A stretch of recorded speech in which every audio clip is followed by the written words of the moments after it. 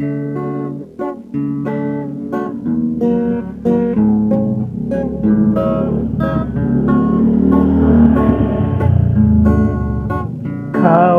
ang itinuturo na siyang pasimuno sa anomalya. Kapag nabanggit ka na sa mga salaysay, agad iniiba. Kaya walang aasahan ang pagpapanago ay makapantang. Kahit huling-huli ka na, pilit itatanggi at itatatwa.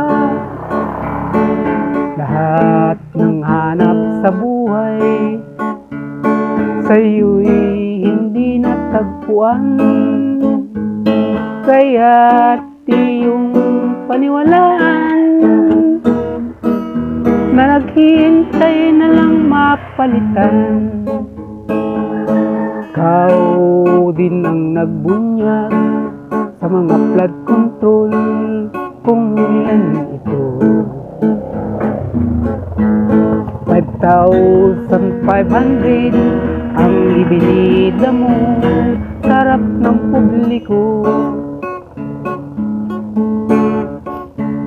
Ngunit nang sumalakay na ang bagyong Katrina, ay doon na gusto. Lahat ng harang sa baha, lahat pala ito ay multo at kwento.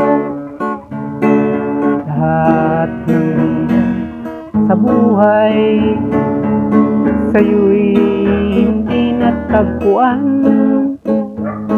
Kaya't iyong paniwalaan na naghihintay na lang mapalitan. Doon na nga nag-umpisa ang iyong pangangamba, kaya't nanguna ka. Sa iyong mga talumpati, nagpapalakpakan ang mismong may sala. At doon pumain ng sangkot ka ng grupong malita. Gulong-gulo lahat sila upang ipagtanggol na di ka kasama. Gulong-gulo lahat sila upang ipagtanggol na di ka kasama.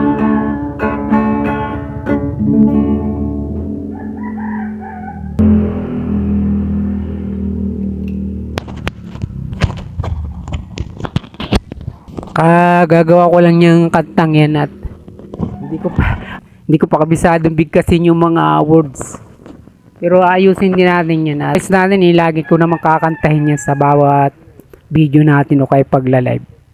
Pinamagatan natin yung ikaw lamang walang iba. At magandang araw pong muli sa inyong lahat. Saan man sulok kayo ng Pinas naroroon, sa ibayong dagat man, sumatin pa ang pagpapala para sa araw na ito. Si Makatang Tambay po ito at muling nagpupugay. At re-reaction na natin itong, natalay ko na rin ito, kaya lang ay di sa live. At pagkatapos may ilan akong naisip na idagdag sa tungkol sa issue na ito, na hindi ba nagpalitan na nga. At brasuhan itong nangyaring ito ng pagpapalit, at nagtagumpay sila. Siyempre ano ba naman sino ba naman tayo para magmatigas pa. At dito talagang tinatanggap na natin na sila na talaga yung majority, dahil nakuha na nga nila yung 13. Kung paanong pinapakipaglaban natin si Senator Alan Peter Cayetano dati pa nitong mga nakaraan, dahil siya nga yung nakakuha ng 13 boto, kaya siya yung lehitimo na Senate President. Wala tayong magagawa kundi siyempre dito na tayo sang-ayunan na natin sila. Sila na ngayon ang may 13, kaya sila na yung majority. Ganun lamang yun. At siyempre wala na tayo ritong pagtatalunan pa sa usapin na ito na hindi katulad nitong mga nakaraan nga na talagang nagmamatigas tayo na illegal o kaya ay hindi ilihitimo itong quorum 12 nagbinuo nila dyan. Sa halip ay itong ang Senate President talaga na dapat kilalanin natin siyempre nakakuha ng boto na halos pagbuwisan pa ng buhay ng isang senador para lamang mabuo nila yung bilang na 13 parang sa majority. At siyempre tapos na at wala na tayong magagawa dyan at nangyari na yung talagang pamirsan nila. At siyempre wala na rin yung ating argumento sa kung sino ba yung lehitimo at kung sino yung illegal na maituturing mga kabayan, mga kapinas ko.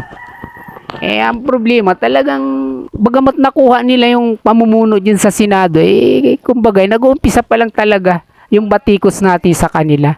Dito pa lang talaga tayo nagsisimula kung paano lalo sila rin mas lalo pang punahin sa ginawa nilang ito mga kabayan ko. Kasi nga, ungat nakuha yung majority dyan at ngayon ay sila na nga yung nasa kanila na nga ang leadership ng Senado. Pero alam ng buong bayan, alam ng tao na kung paano nila nakuha ito. Sa kung paano paraan nila ginawa, kung bakit ito nalipat ng ganun-ganun na lamang sa kanila. At ito nga ay talagang ramdam natin kung paano ipagpumilit sa likod ng pwersa na talagang nagpapakilo sa mga ito sa 12 quorum na ito mga kabayan, mga kapinas ko. At ito nga dito na tayo ngayon magtutungo hindi na sa kung sino yung majority at kung sino yung minority na lehitimo. Ito naman ang ititira natin ngayon sa kanila. Kumbaga sa isang kinakasal talagang nakuha nila yan kumbaga pamimikot lamang o sa pamamagitan ng panunutok. At kaya bagamat hindi na tumatahimik na lang na naghihimutok yung tinutukan habang kinakasal o nakasal na sa kabila nito talagang hindi nila makakamit yung masayang pagsasama nito o yung matimyas na pagmamahala na dapat mangyari bagamat nakasal na nga sila. Ganyan yung may tulad natin dito. Naungat na deklara o sila na yung sinasabi ng batas na sila na yung Senate President dahil nakuha na nila yung tracing majority ng 24 senators. Pero ito naman yung nangyayari. Maasahan ba sila rito? Na pagsuporta ng taong kaya ay matatahimik ba yung tao na sila ay punahin dito sa ginawa nilang ito? Sa tingin ko ito na lang talagang makapal na lang talaga mukha nila kung yung pressure na may dudulot nito sa araw-araw, gabi-gabi na pambubus ka sa kanila dahil nga sa ginawa nilang yun na pamimursa para lamang maagaw ang majority dyan, ang 13 majority sa Senado talagang dito natin sila talaga pagbabayarin sa bagay na ito. Na nakuha ninyo, nakamit ninyo sa pamagitan ng ang naipilit ninyo, kagustuhan ninyo at nakuha ninyo. Pero sa totoo, wala kayong kaligayahan na matatamo. Ipagpapasalamat dahil kayo na yung nasa pamunuan. Sa halip ito yung mga pagbatikos at pagtuligsa ang mararanasan ninyo sa pagkakuha ninyo yan. Sa tinuturing ninyong tagumpay na maagaw ang kapangyarihan dyan at pamumuno sa Senado. At alam natin yung buong kahulugan yan kaya yung pagpupumilit nilang yan sapagkat kaya nga lalo natin sila ritong dinidiinan na talagang tuligsain dahil may dalawang bagay ang talagang pinapakipaglaban nila dito na para mapagtakpan. At ito nga yung Blue Ribbon Committee na kung sila yung mamumuno alam natin na masyadong magiging limitado na naman na katulad ng ginawa ni Senator Lacson nung nakaraan sa mga pagdinig. Ganun din ang mangyayari ngayon kung hindi sila Senator Marcolita nga ang mamumuno dito. Isa yan. At ikalawa, siyempre itong napakahalaga sa lahat na impeachment trial na gagawin nga dyan ngayon darating na buwan, mga kabayan ko. At ito yung kanilang gusto ritong mamanipula. Na kumbaga, dami-dami na nga nilang mga rules na ginagawa o binubuo. Meron tayong naririnig na gusto mag-motion na bawasan na raw yung threshold na 16 votes ng senador kung para i-convict si Sara Duterte. Biro mo yun, nakasulat sa Constitution pero ang gusto nilang mangyari, baliin na naman ito. Talagang sanay na salay sila sa bindalo, mga kabayan ko. At hindi ba't ito na nga yung ginawa nila?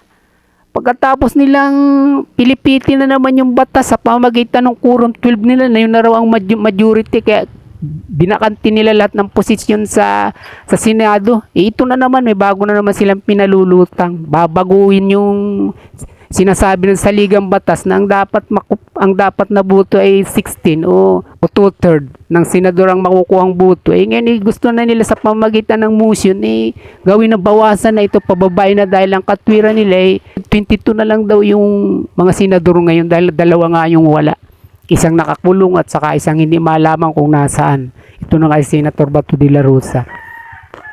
At ito lang yung ating gustong ipaabot dito, na bagamat nakuha nila yung tagumpay sa tingin nila, may tuturing natin na talagang masaklap ng tagumpay para sa kanila ito, para sa taong bayan. Napakapait nito sa pag-aalam din naman natin yung pangyayaring ito hindi na naging malaya o naging independent ang Senado sa nangyaring ito, dahil hindi naman talaga yung totoong kagustuhan nilang nangyari at natupad. Dahil siyempre ang kagustuhan talaga, yung majority, yung 13, yung dapat nang talaga mangyari. May mga taong kumilos at gumalaw, at alam naman natin kung sino ito. Kaya nga ang tawag dito sa Quorum 12 na ito hindi ba? Hindi naman tayo ang may sabi niya, kundi si Senator Alan Peter Cayetano. Ito ra yung Senate of Malacanang. Ibig sabihin, pag sinasabing ganito, ang nasa likod ng mga pamimirsang ito at pambabarasong ito para makuha yung pamunuan dyan o leadership sa Senado, walang iba kundi ang executive o ang Malacanang o ang Pangulo, mga kabayan, mga kapinas ko.